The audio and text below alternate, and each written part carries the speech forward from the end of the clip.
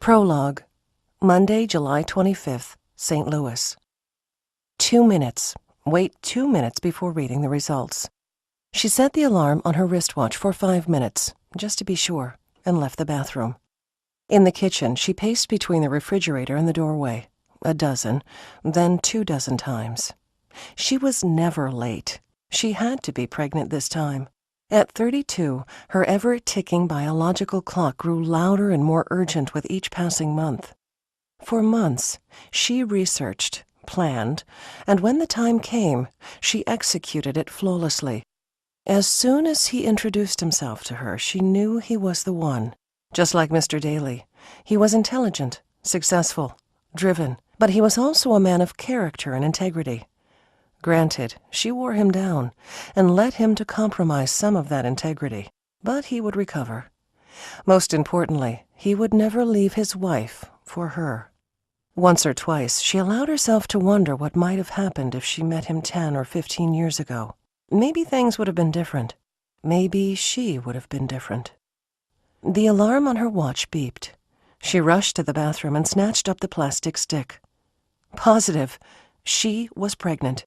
She fumbled to find the package instructions and reread them slowly and carefully. 2 lines, just like in the picture. She was pregnant.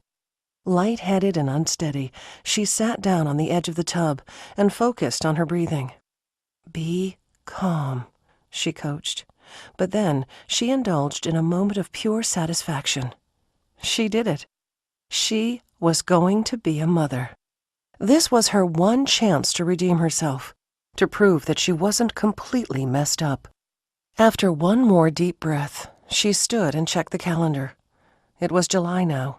That meant April, or maybe early May. A spring baby. A boy. A boy, with his father's square jaw and broad shoulders. She smiled and gently lay a hand low on her belly. First things first, however. She had to get rid of Chuck. He could never know about the baby. That would protect him and prevent anyone from getting to her through him. He was leaving town this morning for Kansas City, giving her a day or two to set things in motion. She would tip off Chuck's wife that he strayed, and then play the part of the scorned lover. Chuck would have to marshal all his energy and attention to appease his wife. He would be more than glad to let her fade out of his life.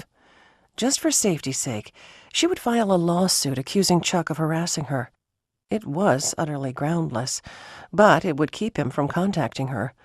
He wouldn't want anything to do with her ever again. By the time she began to show, she would drop the suit and simply disappear.